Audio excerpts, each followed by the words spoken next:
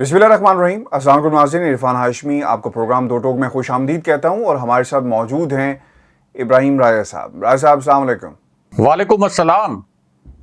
Viewers, पहली खबर, prime minister of Pakistan Imran Khan की सिक्योरिटी क्या लैप्सेस हैं और इससे मुतल्लिक एक अहम खबर है जो आपके साथ हम शेयर करेंगे। दूसरी अहम खबर, पंजीर का इलाका अगर तालिबान पेशकदमी करता है, किस किस्म का रेजिस्टेंस का सामना करना पड़ेगा तालिबान को, और वो ताकतें जो तालिबान के ख़िलाफ़ रेजिस्टेंस करती हैं तो क्या अफ़गानिस्तान के अंदर किसी किस्म की खाना जंगी के खदशात हैं, इस पर भी तफसील से बात करेंगे। और सोशल मीडिया पाकिस्तान का बात कर रहा है कि जुनैद सफदर की शादी जो वेन्यू था, the most expensive venues of London, इसमें कितनी हकीकत है, कुछ तफसीलात हैं मैं आपके सामने रखूँगा। लेकिन सबसे पहले जो इस वक्त की सबसे बड़ी खबर है इस पर रोशनी डालेंगे इब्राहिम राजा साहब। राजा साहब, ये क्या खबर है? प्राइम मिनिस्टर ऑफ पाकिस्तान की जान को ख़तरा, क्या रिपोर्ट्स आ रही हैं सर? सिक्योरिटी लैप्सेस और जिन खदशात का इजहार किया गया है, ये क्या खदशात हैं और किस किस्म का लाइन ऑफ एक्शन तरतीब दिया गया है, खुसूसन उस वक्त जब हमने मुल्क के अंदर हालात को ख़राब होते हुए देखा है? दासू का वाक़या आपके सामने है और इसके अलावा बलूचिस्तान में भी एक वाक़या हुआ, वो भी हमारे सामने है, और फिर मुहर्रम के दौरान भी कुछ नाखुशगवार वाक़या पेश आया। तो खुसूसन अफ़गानिस्तान के तनाजुर में इस वक्त सिचुएशन क्या है? देखें हाशमी साहब, हमारे पास एक इत्ला जो हमारे ज़राए से आई है वो ये है कि वज़ीर-ए-आज़म इमरान खान की जो बनी गाला वाली रेजिडेंस है, यानी बनी गाला वाली जो उनकी रिहाइशगाह है, इसका एक सिक्योरिटी ऑडिट किया गया है। और ये सिक्योरिटी ऑडिट करने की एक ख़ास वजह भी है। वो ख़ास वजह भी जो अपने नाज़रीन हैं उनके सामने रखते हैं और साथ ही ये भी बताते हैं कि ये सिक्योरिटी ऑडिट आखिर करने की ज़रूरत क्यों पेश आई। पहले तो जो प्राइम मिनिस्टर इमरान खान की एक ऑफिशियल रेजिडेंस है, यानी एक जो उनकी सरकारी रिहाइशगाह है, उसका और बनी गाला की रिहाइशगाह में सिक्योरिटी इंतजामात के हवाले से क्या फ़र्क है, वो मुख्तसरन अपने व्यूअर्स को बताते हैं।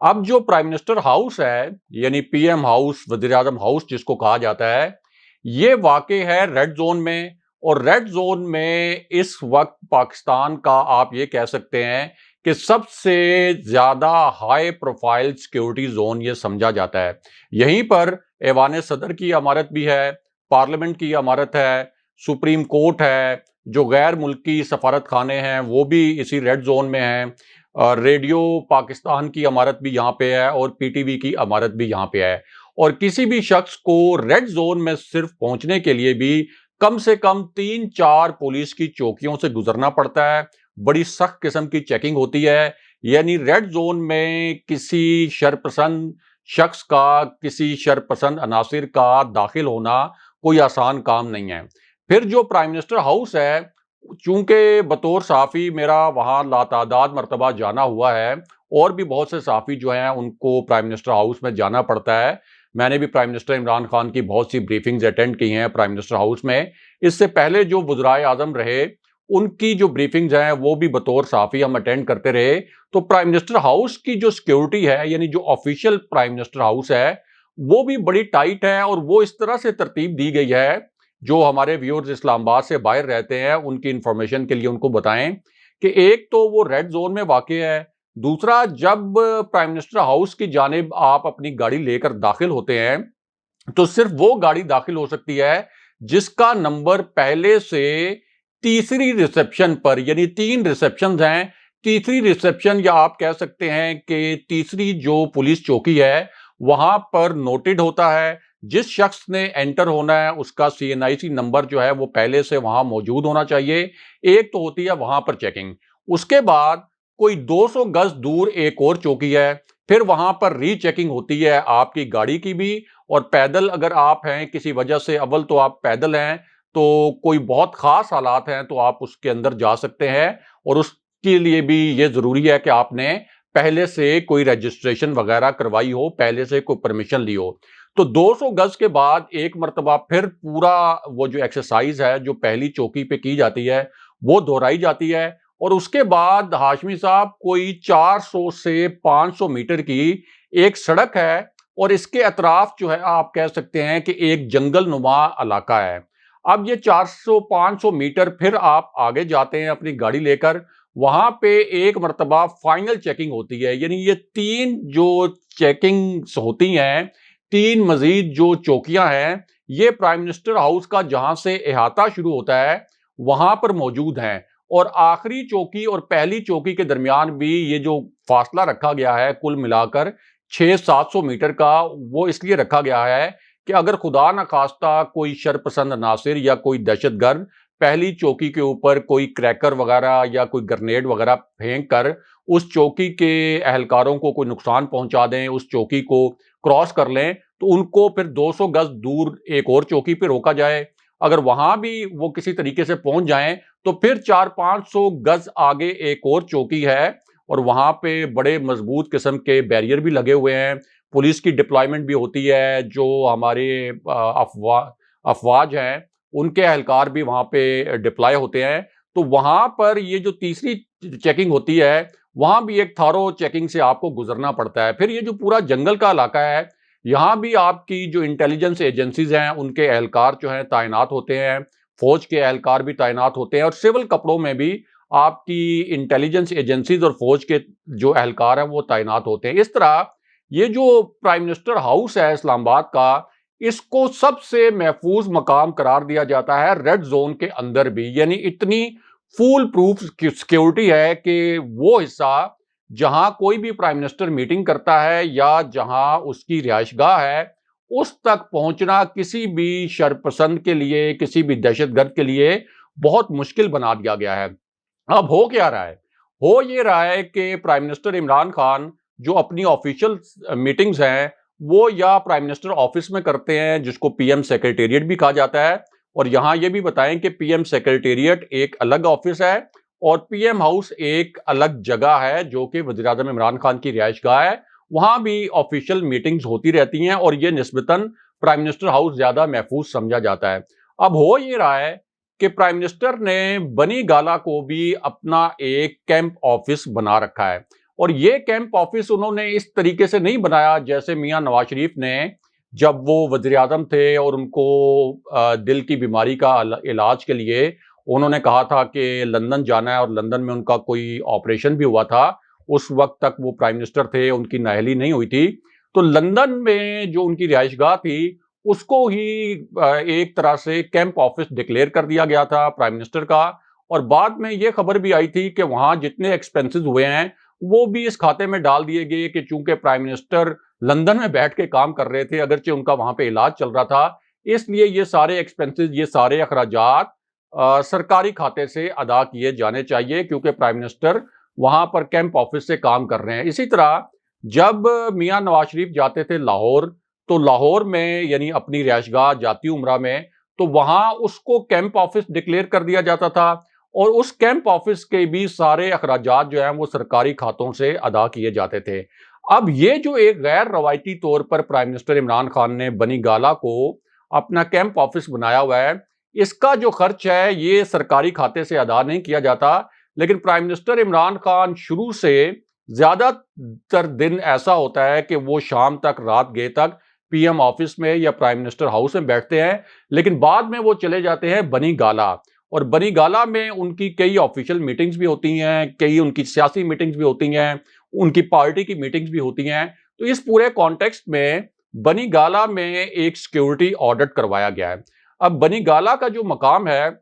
وہ ظاہر ہے کہ اسلام آباد کے ریڈ زون میں نہیں ہے، وہ اتنا محفوظ بھی نہیں ہے جتنا کہ ریڈ زون میں موجود پرائم منسٹر ہاؤس ہے، تو اس وجہ سے ضروری سمجھا گیا کہ اس پورے علاقے کا ایک سیکیورٹی آڈٹ کروایا جائے۔ اب جب سے عمران خان پرائم منسٹر بنے ہیں اس کے بعد سے وہاں پہ بڑی میسو، بڑی ہیوی ڈپلائمنٹ تو ہے سیکیورٹی کی، لیکن اس کے باوجود جس قسم کے سیکیورٹی انتظامات وزیر اعظم ہاؤس کی، یعنی کسی بھی وزیر اعظم کی جو سرکاری رہائش گاہ ہے ریڈ زون میں وہاں پر ہیں، اس کا 10% انتظامات بھی بنی گالا میں نہیں کیے جا سکتے کیونکہ اس کی لوکیشن ہی ایسی ہے، نہ وہ جو ایک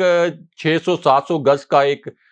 کوریڈور بنایا گیا تھا تاکہ پہلی چوکی اور تیسری چوکی کے درمیان 600-700 گز کا فرق ہو، وہ اس طرح کا فرق بھی بنی گالا والی ریزیڈنس پر نہیں ہے، جس کی وجہ سے اب یہ ہماری اطلاع ہے کہ جو پاکستان کی انٹیلیجنس ایجنسیز ہیں، یعنی پاکستان کی افواج کے جو دیگر ادارے ہیں، ان کی جانب سے بھی پرائم منسٹر عمران خان کو یہ کنوے کیا گیا کہ آپ پرائم منسٹر ہاؤس میں ہی رہائش پذیر رہیں اور بنی گالا آپ نہ آیا کریں۔ ظاہر ہے کہ وہ پرائم منسٹر کا استحقاق ہے کہ وزیر اعظم ہاؤس میں رہائش رکھیں۔ میاں نواز شریف نے وہاں پر رہائش رکھی ہوئی تھی، بلکہ ان کے بہت سے عزیز و اقارب بھی ادھر ہی رہتے تھے۔ اسی طرح اس سے پہلے جو وزرائے اعظم تھے، انہوں نے اپنے اہل خانہ کے ساتھ وہاں پہ رہائش رکھی ہوئی تھی، اور ان کے عزیز و اقارب بھی اکثر پرائم منسٹر ہاؤس میں ہی رہتے تھے۔ تو وزیر اعظم عمران خان کے تو کوئی لمبے چوڑے رشتہ دار بھی نہیں ہیں۔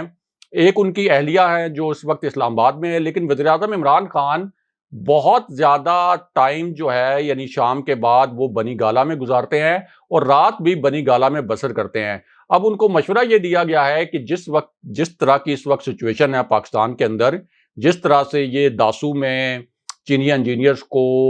نشانہ بنایا گیا، اس کے بعد گوادر کے اندر ایک دہشت گردی کا ہم نے دیکھا واقعہ ہوا جس میں دوبارہ سے چینی ورکرز کو نشانہ بنانے کی کوشش کی گئی، آلدو وہ خوش قسمتی سے چینی باشندہ جو تھا وہ اس میں محفوظ رہا۔ تو ایک دہشت گردی کی جو ویو آئی ہے نئی، ایک تو یہ، دوسرا جو ہوسٹائل ایجنسیز اس وقت افغانستان کے اندر اور پاکستان کے اندر جس قسم کا کھیل کھیلنا چاہ رہی ہیں، اس حوالے سے بھی کچھ اطلاعات ہیں حکومت پاکستان کے پاس بھی، خاص طور پر پاکستان کی جو انٹیلیجنس ایجنسیز ہیں ان کے پاس۔ پھر جو پرائم منسٹر کی اپروچ تھی ایبسلوٹلی ناٹ والی، تو ظاہر ہے کہ اس سے بھی بہت سے جو عالمی پلیئرز ہیں وہ آفینڈ ہوئے ہوں گے، کیونکہ ان کی تو کبھی بھی یہ توقع نہیں تھی کہ پاکستان جیسا ایک محکوم ملک جس کے حکمران ہمیشہ ڈو مور کی کال پہ ہمیشہ یہ کہتے رہے کہ یس وی ول ڈو مور، تو اس ملک کے حکمران کی جانب سے اس طرح کا کوئی ایکسپریشن آئے گا، اس طرح کے کوئی الفاظ بولے جائیں گے کہ نو مور اور ایبسلوٹلی ناٹ جیسے، تو اس وجہ سے پرائم منسٹر کو اب یہ آگاہ کیا گیا ہے کہ آپ کی سیکیورٹی کے حوالے سے سنگین خطرات جو ہیں وہ موجود ہیں۔ اس کا اظہار اس سے پہلے 2 وزیر بھی کر چکے تھے، لیکن اب تو انٹیلیجنس ایجنسیز نے بھی، ظاہر ہے ان کے پاس اس قسم کے کلوز ہیں، ایویڈنسز ہیں، اس بنیاد پر پرائم منسٹر عمران خان کو یہ مشورہ دیا گیا ہے کہ وہ اپنی جو بنی گالا والی رہائش گاہ ہے اس کو اپنی آفیشیل ریزیڈنس نہ بنائیں، وہاں جا کر وہ رات نہ بسر کیا کریں، شام کو وہاں نہ جایا کریں اور پرائم منسٹر ہاؤس رہا کریں۔ لیکن پرائم منسٹر عمران خان کے جو قریبی ذرائع ہیں ان کا یہی کہنا ہے کہ پرائم منسٹر عمران خان اس مشورے کے باوجود ان کی پریفرنس یہ ہے کہ وہ پرائم منسٹر ہاؤس میں نہ رہیں، صرف جو اپنے آفیشیل کام ہیں اور جو آفیشیل میٹنگز ہیں وہ پرائم منسٹر ہاؤس میں کریں۔ لیکن ان کو مشورہ دینے والے جو حلقے ہیں وہ بھی یہ دے رہے ہیں، ان کے اپنے وزراء اور ان کے جو مشیر ہیں وہ بھی مشورہ یہ دے رہے ہیں کہ اس وقت انہیں بہت زیادہ احتیاط کی ضرورت ہے، اور ان سے یہ بھی کہا گیا ہے کہ وہ جو انہوں نے ایک ڈیسیژن لیا تھا کہ وہ پروٹوکول اور سیکیورٹی اپنی کم کریں گے، تو پروٹوکول تو ضرور کم کریں لیکن سیکیورٹی کے اوپر کسی قسم کا کمپرومائز نہ کریں۔ راز صاحب، یہ جو پنجشیر کا علاقہ ہے، ریزسٹنس کا سامنا کرنا پڑے گا طالبان کو اگر انہوں نے پیش قدمی کی، اس وقت کیا صورتحال ہے افغانستان کے اندر، اور کیا کسی قسم کا ریزسٹنس کا سامنا کرنا پڑ سکتا ہے طالبان کو؟ اور یہ بہت ہی امپورٹنٹ بھی ہے، ہمیں یاد رکھنا ہوگا اس سے پہلے کہ آپ اس پر روشنی ڈالیں، کیونکہ افغانستان کے اندر طالبان کو نہ صرف بیرونی قوتوں کا سامنا ہے جہاں پہ انہیں لڑنا ہے، بلکہ اگر کسی بھی محاذ کے اوپر خانہ جنگی شروع ہو جاتی ہے تو طالبان کی حکومت جس انداز میں انہوں نے کابل کو ٹیک اوور کیا اور کابل میں اپنی حکومت بنانے جا رہے ہیں، شاید اس کو سسٹین نہیں کر سکیں گے، اور پھر ملک کے اندر وہی حالات ہوں گے جس طرح ان ممالک کا حال ہے جب امریکہ جاتا ہے تو وہاں پر کمزور حکومتیں وجود میں آتی ہیں، خانہ جنگی ہوتی ہے اور ترقی ایک خواب بن جاتی ہے۔ پنجشیر میں کیا کچھ ہو رہا ہے، کیا خبریں آ رہی ہیں سر وہاں سے؟ دیکھیں ہاشمی صاحب، پنجشیر میں اس وقت سچویشن جو ہے وہ ٹینس ضرور ہے، لیکن جس قسم کی پہلے خبریں چلائی گئی تھی خون ریزی کی، اور یہ خبریں چلائی گئی تھی کہ کوئی 300 کے قریب طالبان ہلاک ہو گئے ہیں وہاں پر کسی جھڑپ کے اندر، اور یہ بھی کہا گیا تھا کہ طالبان نے بھی کوئی لیزر سے وہاں پہ حملے کیے ہیں، یا یہ ایک تاثر بنایا گیا تھا کہ امریکہ جو بہت جلدی میں امریکہ نے انخلا کیا، امریکی افواج نے، تو ان کے کچھ ڈرونز بھی طالبان کے ہاتھ لگے ہیں اور ان ڈرونز کے ذریعے کوئی اٹیک کیے گئے ہیں پنجشیر ویلی میں۔ تو اب ان تمام خبروں کی تردید بھی ہوئی ہے اور جو اصل خبر ہے وہ سامنے بھی آئی ہے۔ ایک تو آپ کو پتا ہے کہ ہم نے اسی پلیٹ فارم سے سب سے پہلے یہ خبر دی تھی کہ طالبان پنجشیر کے اندر طاقت کے زور پر نہیں داخل ہونا چاہتے، اور اس کی 2-3 بڑی ویلڈ وجوہات ہیں۔ ایک وجہ تو یہ ہے کہ یہ جو پنجشیر کی ویلی ہے، اس میں داخل ہونے کے لیے بھی آپ کو دریائے پنجشیر جو ہے، اس کے ساتھ ایک ملکہ ایک جو راستہ ہے وہ بالکل ایک تنگ سا تاریک سا راستہ ہے، اور اس کے ذریعے کوئی آپ بھاری نوعیت کی فوجی نقل و حرکت نہیں کر سکتے۔ یعنی آپ بہت بڑی تعداد میں ایک دم اس راستے سے ایک ہی ساتھ میں بہت زیادہ آپ کی جو فورسز ہیں وہ داخل بھی نہیں ہو سکتی، نہ ہی وہاں پہ آپ کوئی بھاری ہتھیار جو ہیں اس تنگ و تاریک راستے سے ایک دم لے کر جا سکتے ہیں۔ اور یہ جو پوری پنجشیر ویلی ہے، یہ کوئی 1.5 لاکھ کے قریب یہاں پہ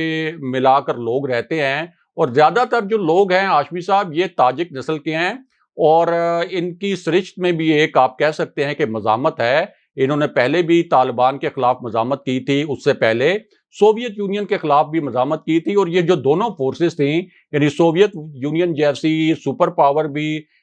پنجشیر کو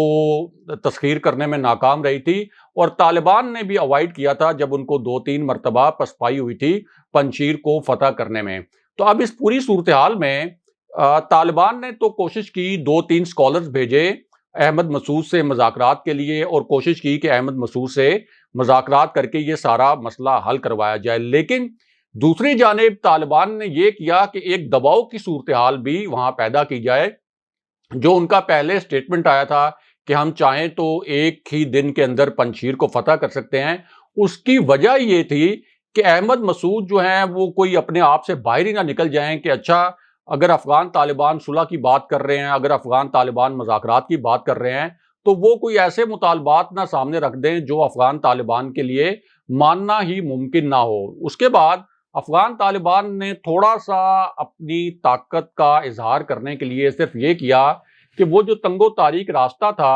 وہاں سے جو ایندھن کی رسد ہو سکتی تھی اس کو انہوں نے تھوڑی دیر کے لیے کاٹا، جو خوراک کی رسد ہو سکتی تھی اس کو تھوڑی دیر کے لیے کاٹا، اور جو ممکنہ طور پر ہتھیاروں کی رسد ہو سکتی تھی اس کو بھی تھوڑی دیر کے لیے کاٹا۔ اب اس کے بعد پھر ایک تھوڑی سی پینک سچویشن تھی ویلی میں، اور امراللہ صالح نے اس کے اوپر ٹویٹس بھی کیے کہ اس وقت پنجشیر ویلی میں حالات نسبتاً خراب ہو رہے ہیں۔ لیکن اب اس کے بعد جو پریس کانفرنس کی ہے افغان طالبان کے ترجمان نے، وہ بڑی ایک میچور قسم کی پریس کانفرنس کی ہے، کیونکہ انہیں معلوم ہے کہ 9,000 کے قریب جو مزاحمتی فورس ہے وہ اس وقت موجود ہے احمد مسعود کے پاس، اور افغان طالبان کی کل جو تعداد ہے وہ بتائی جاتی ہے 70 سے 75,000، اور یہ 70 سے 75,000 کوئی صرف وادی پنجشیر میں نہیں ہے، نہ ہی یہ کوئی صرف کابل میں ہے، بلکہ یہ تو پورے افغانستان میں ہے۔ اور ان 70-75,000 میں سے بھی یہ کہا جاتا ہے کہ کوئی 40-50,000 ایسے ہیں جو کہ ہارڈ کور جنگجو ہیں، باقی جو 25-30,000 ہیں وہ اتنے ہارڈ کور جنگجو نہیں ہیں۔ تو طالبان نے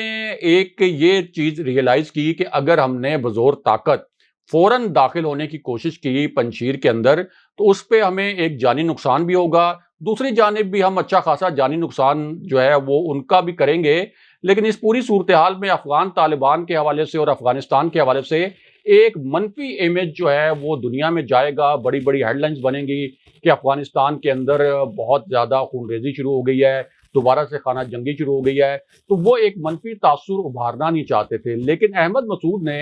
جو مذاکرات کا پہلا دور ہوا اس میں انہوں نے یہ شرائط رکھ دی کہ کم سے کم 6 گورنرز جو وسیع البنیاد ایک حکومت بنانے کی تیاری کی جا رہی ہے، کچھ اپائنٹمنٹس بھی کر دی ہیں افغان طالبان نے، تو مطالبہ یہ کیا گیا احمد مسعود کی جانب سے کہ کم سے کم 6 گورنرز جو ہیں وہ ہمارے ہونے چاہیے ہمارے گروپ کے، اور جو وزارت خارجہ کی ذمہ داری ہے وہ بھی ہمارے گروپ سے تعلق رکھنے والے کسی شخص کو دی جائے۔ اب ظاہر ہے کہ یہ جو شرط تھی یہ افغان طالبان کے لیے قابل قبول نہیں تھی، انہوں نے ان شرائط کو رد کیا، اور یہ ایک دوبارہ سے پیغام بھیجا کہ ایک ریئلسٹک اپروچ اپنائی جائے، جس طرح سے ہم نے ایک ریئلسٹک اپروچ اس وقت اپنائی ہوئی ہے، ایک حقیقت پسندی کا ہم مظاہرہ کر رہے ہیں، تو یہ تو نہیں ہو سکتا کہ آپ کو 6 گورنرز جو ہیں ہم ان کو بھی اکوموڈیٹ کریں اور پھر وزارت خارجہ بھی آپ کے کسی گروپ کے کسی شخص کے حوالے کریں۔ تو دوبارہ سے ایک مذاکرات کا پیغام بھیجا گیا ہے احمد مسعود کو، اور احمد مسعود کو بھی معلوم ہے کہ اگر یہ سارا معاملہ جنگ کی جانب جاتا بھی ہے تو کوئی غیر ملکی امداد کوئی مؤثر طریقے سے ان کے جنگجوؤں تک نہیں پہنچ پائے گی. جانی نقصان وہ کر لیں گے، یہ طالبان کا بھی اچھا خاصا، اور افغان طالبان بھی ان کو بڑا بھاری جانی نقصان پہنچائیں گے، لیکن الٹیمیٹلی وہ افغان طالبان کے سامنے ٹھہر نہیں سکیں گے. ظاہر ہے کہ جب افغان طالبان کا پورے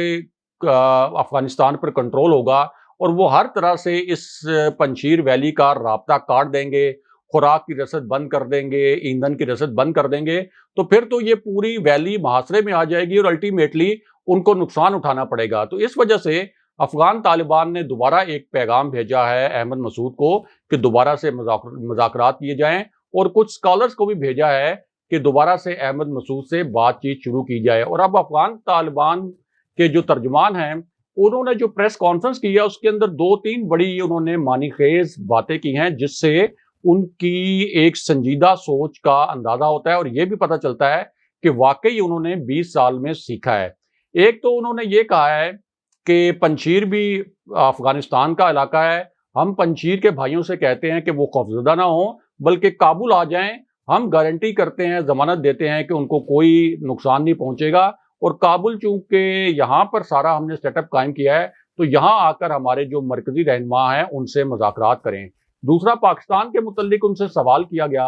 اس پر انہوں نے کہا کہ ہم پاکستان کو یقین دلاتے ہیں کہ ہماری سرزمین پاکستان کے خلاف کسی صورت استعمال نہیں ہوگی. یہ انہوں نے آن کیمرہ بات کہی اپنی پریس کانفرنس کے دوران، یعنی ٹی ٹی پی کے حوالے سے، تحریک طالبان پاکستان کے حوالے سے جو شکوک و شبہات ہیں پاکستان کو، جو خدشات ہیں، اس حوالے سے انہوں نے کہا کہ ہم بالکل یہ انشور کرتے ہیں کہ تحریک طالبان پاکستان افغانستان کی سرزمین کو استعمال کرتے ہوئے یا کوئی اور غیر ملکی عناصر افغانستان کی سرزمین کو استعمال کرتے ہوئے پاکستان کے خلاف کسی قسم کی کوئی کارروائی نہیں کریں گے. اس کے علاوہ انہوں نے یہ بھی کہا کہ ہم غیر ملکی سفارتکاروں کو مکمل تحفظ دیں گے، جو یہاں ابھی رہ گئے ہیں وہ کام کرنا چاہتے ہیں تو وہ کام اپنا جاری رکھیں، اور جو چلے گئے ہیں ٹھیک ہے وہ چلے گئے ہیں، لیکن ہم ان سے ریکویسٹ کرتے ہیں کہ جب وہ سمجھیں کہ اب یہاں پہ حکومت قائم ہو گئی ہے، حالات نارمل ہو گئے ہیں، تو وہ واپس آئیں اور دیکھیں کہ ہم نے یہاں پر کس قسم کا ایک نیا سیٹ اپ بنایا ہے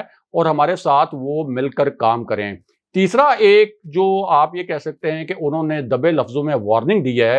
امریکہ کو اور برطانیہ کو اور G7 کنٹریز کو، کیونکہ یہ کچھ اطلاعات آ رہی تھیں کہ شاید امریکہ کے اوپر برطانیہ نے بھی ایک تجویز دی ہے اور G7 کنٹریز کے ذریعے کچھ ملک شاید یہ دباؤ ڈالنے کی کوشش کریں کہ امریکہ اپنا فوجی انخلاء جو ہے وہ اس میں کوئی تاخیر کرے، اور اسی طرح نیٹو بھی اور جو دیگر اتحادی ممالک ہیں وہ بھی اپنا انخلاء جو ہے تھوڑا پرولانگ کر لیں، تھوڑا اس کو آگے لے جائیں. لیکن اس معاملے پر انہوں نے وارننگ دی ہے دبے لفظوں میں، اور یہ کہا ہے کہ اگر 31 اگست تک یہ پورا معاملہ یعنی انخلاء والا مکمل نہ ہوا اور امریکی افواج نے اور جو دیگر غیر ملکی افواج ہیں انہوں نے اپنا انخلاء مکمل نہ کیا اور اس کو بلا وجہ طول دینے کی کوشش کی، تو پھر اس کے نتائج بھی آئیں گے اور ہم کسی بھی قسم کی کارروائی کرنے کے لیے آزاد بھی ہوں گے. یعنی انہوں نے یہ میسج تو دیا کہ ہم مزید امریکی قبضہ اور نیٹو کا قبضہ جو ہے وہ افغانستان پر برداشت نہیں کریں گے، لیکن ساتھ ہی بہت میچورٹی کے ساتھ انہوں نے کہا کہ ہم نے جو عام معافی کا اعلان کیا ہے افغان عوام کے لیے ہم اس کے اوپر بالکل قائم ہیں. جو ٹرانسلیٹر تھے نیٹو فورسز کے، امریکی افواج کے، ان کو ملک سے جانے کی بالکل ضرورت نہیں ہے، ہم انشور کرتے ہیں کہ ان کی زندگی کو کسی قسم کا خطرہ نہیں ہوگا. اور بھارت کے حوالے سے بھی انہوں نے کہا ایک سوال کے جواب میں کہ ہمارے نوٹس میں ہے کہ بھارت ہمارے خلاف کس قسم کی منفی باتیں کر رہا ہے، کس قسم کا منفی پروپیگنڈا کر کے ہمارے خلاف ایک منفی تاثر ابھارنے کی کوشش کر رہا ہے. یہ بھی ایک صحافی کے سوال کے جواب میں انہوں نے کہا. تو اوورآل جو وہاں سے وائبز آ رہی ہیں وہ ابھی تک تو ایسی نہیں ہے کہ جس کے اوپر انٹرنیشنل کمیونٹی اوفینڈ ہو. اگر کوئی بائی ڈیزائن انٹرنیشنل کمیونٹی اب افغان طالبان کے خلاف کارروائی کرنا چاہے تو وہ ایک الگ بات ہے، لیکن افغان طالبان نے ابھی تک انٹرنیشنل اسٹیبلشمنٹ کو کوئی ایسا موقع نہیں دیا کہ انٹرنیشنل اسٹیبلشمنٹ ان کے خلاف کوئی کارروائی کرے. اور پاکستان کے حوالے سے بھی افغان طالبان کی جانب سے جو وائبز آئی ہیں وہ بڑی پازیٹیو ہیں. اچھا ہاشمی صاحب یہ بتائیں کہ لندن میں جنید صفدر کی جو شادی ہوئی ہے اس کے متعلق کچھ اطلاعات پاکستان کے اندر ایسی گردش کر رہی ہیں کہ جس ہوٹل میں یہ شادی ہوئی وہاں فی کس لاگت کوئی 1350 پاؤنڈ کے قریب تھی، جو پاکستانی کرنسی میں 3 لاکھ روپے بنتے ہیں۔ پھر لندن ظاہر ہے کہ دنیا کے مہنگے ترین شہروں میں سے ایک شہر ہے، اور ہم نے بھی چیک کیا ہے کہ یہ جس ہوٹل میں شادی ہوئی ہے یہ تو لندن کے سب سے مہنگے ہوٹلز میں بھی ٹاپ پر تھا کچھ سال پہلے، اور اس کو آفیشلی لندن کا سب سے مہنگا ہوٹل کچھ سال پہلے ڈکلیئر کیا گیا تھا۔ اب یہ جو 1350 پاؤنڈ والی بات ہے یہ سوشل میڈیا پر، ٹویٹر پر، فیس بک پر یہ وائرل ہے، لیکن اب تک مسلم لیگ نون کی جانب سے اس کی کوئی تردید نہیں کی گئی۔ اور دوسری جانب یہ اطلاعات بھی ہیں کہ وہاں جو احتجاج کیا جا رہا تھا اس شادی ہال کے باہر، وہ بھی اسی بات پر کیا جا رہا تھا کہ یہ جو اتنی مہنگی شادی ہو رہی ہے، یہ اتنی جو شاہانہ شادی ہو رہی ہے، یہ پاکستان سے کوئی لوٹی ہوئی رقم سے ہو رہی ہے، جو رقم یہاں سے منی لانڈرنگ کے ذریعے وہاں لے جائی گئی اور وہاں محلات بنائے گئے، اس رقم سے ہو رہی ہے۔ اور یہ احتجاج بھی کوئی اسی وجہ سے ہو رہا تھا، اور جو وہاں پہ لوگوں نے بینرز وغیرہ اٹھائے ہوئے تھے، کتبے وغیرہ، ان کے اوپر بھی کوئی اسی قسم کے نعرے درج تھے۔ اس حوالے سے آپ کے پاس کیا اطلاعات ہیں؟ اچھا راج صاحب، یہ سوشل میڈیا کے اوپر بحث پہلے بھی ہو رہی تھی، یہ بحث شروع ہوئی، خیر میں نے تو اس پہ ویڈیو بھی بنائی اور اس لوکیشن کا ذکر بھی کیا کہ یہ کہاں پر موجود ہے، یہاں پر ایک رات رہنے کا کتنے پیسے ہیں اور وغیرہ وغیرہ۔ لیکن اب کیونکہ اس پہ مزید بات ہو رہی ہے، اور پاکستان کا وہ میڈیا جنہوں نے اس شادی کو، اس نکاح کو، شادی نہیں اس نکاح کو ایک خاص انداز کے ساتھ کور کیا، اب تو وہ بھی یہ کہہ رہے ہیں کہ the most expensive venue, videos viral ہو گئی، کپڑوں کے بارے میں بات ہو رہی ہے، دلہن کا جو سوٹ تھا، جو ڈریس تھا وہ کہاں سے آیا تھا، کس انڈین ڈیزائنر نے بنایا، جنید صفدر نے کس قسم کے کپڑے پہنے تھے، نواز شریف صاحب کیا کر رہے تھے، اس نکاح کی جو تقریب ہے اس میں کون کون موجود تھا، کتنے پیسے خرچ کیے گئے۔ اچھا، سب سے امپورٹنٹ چیز یہ ہے جو پورے پاکستان نے بلکہ پوری دنیا نے اس کو نوٹ کیا کہ ٹیبلز کے اوپر نا پھول پڑے ہوئے ہیں، اور اگر آپ اس کی ویب سائٹ پہ جائیں تو انہوں نے باقاعدہ ایک کیپشن دیا ہوا ہے۔ اچھا، وہ کیپشن کیا، بہت انٹرسٹنگ ہے، دا رائل فلورل ماسٹر کلاس۔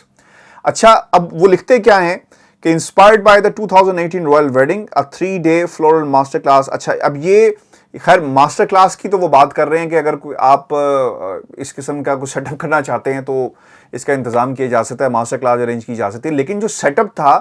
وہ رائل ویڈنگ 2018 کے اندر اس سے انسپائرڈ ہو کر یہ سارا ارینجمنٹ کیا گیا، اور اس کو باقاعدہ ایک خاص فارمیٹ میں پیش کیا جاتا ہے۔ تو اس جو نکاح کی تقریب تھی وہاں پر بھی ہمیں اسی قسم کے مناظر جو ہیں وہ دیکھنے کو ملے۔ اور میں آپ کو یہ بتانا چلوں، وہ لوگ جو کہتے ہیں کہ جناب یہ صرف اور صرف جو لوگ ہیں مخصوص صحافی ہیں وہ جھوٹ بولتے ہیں، آپ خود جا کر وینیو جو گوگل ہے اس کو سرچ کریں، آپ کو یہ وینیو لندن کا موسٹ ایکسپینسو وینیو کی لسٹ میں ملے گا۔ اور میں آپ کو یہ بتانا چلوں کہ اگر آپ ان کی ویب سائٹ پہ جائیں، راج صاحب یہ بہت انٹرسٹنگ ہے، قوم جو چیخیں مار رہی ہے اس کی چیخیں مارنے کی سب سے بڑی وجہ یہ بھی ہے کہ یہاں پر جو رائل سویٹ ہے اس میں ایک رات رکنے کا کہ جو پیسے ہیں وہ 28,000 پاؤنڈ ہیں، اور یہ میں اپنے پاس سے نہیں کہہ رہا، یہ ان کی ویب سائٹ پہ اس تمام انفارمیشن موجود ہے۔ جو ایک چھوٹا سا معمولی سا کمرہ ہے، اگر آپ نے ایک رات رکنا ہے تو وہ 700 سے 800 پاؤنڈ میں آپ کو ملے گا، اور پھر اسی طرح مختلف گریڈز موجود ہیں کمروں کی کوالٹی کے حساب سے،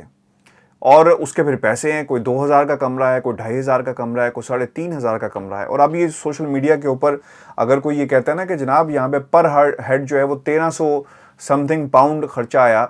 تو وہ یہ سوال کر رہے ہیں چونکہ یہ انفارمیشن ان کی ویب سائٹ پہ موجود نہیں ہے، لیکن جو باقی کمروں کی قیمتیں ہیں، جو وینیوز کی اور جو رائل سویٹ کی قیمت ہے ایک رات ٹھہرنے کی، آپ اس سے اندازہ لگا سکتے ہیں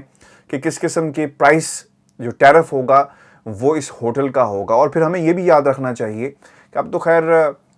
کپڑوں پہ بھی بات ہو رہی ہے اور وہ جو ڈیکور تھا اس پہ بھی بات ہو رہی ہے، کیونکہ جب آپ اتنے لیوش ہوٹلز میں جاتے ہیں اس کی بنیادی وجہ،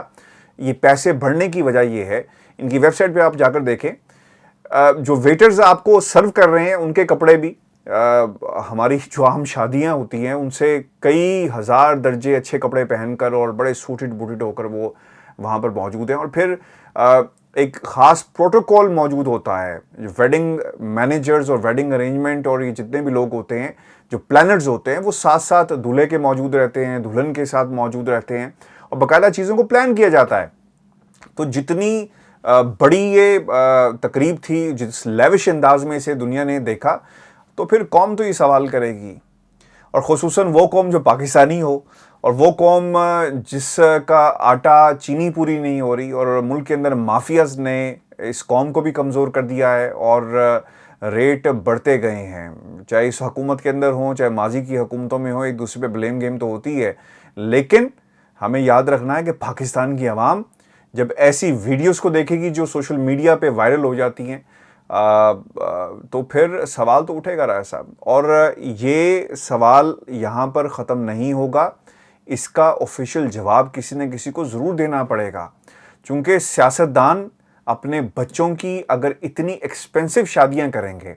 और ये एक स्टैंडर्ड सेट कर देंगे, जिसे बहुत सारे जो यूट्यूब के ऊपर भी बहुत सारे जर्नलिस्ट हैं और मेन स्ट्रीम मीडिया पे भी जर्नलिस्ट हैं, वो डिफेंड करते हुए नज़र आते हैं कि जनाब लोगों को नहीं जाना चाहिए था। अब मैं आपको मज़े की बात बताऊं, लोग वहाँ पर गए और बहुत ही पीसफुल एहतजाज चल रहा था और वीडियोस मौजूद हैं, बग़ैर किसी कमेंट्री के लोगों का, यानी नून लीग के लोगों ने दूसरी तरफ पेशकदमी की और फिर वहाँ पर जो कुछ हुआ, लातें मारी गई, वो भी पूरी कौम ने देखा है।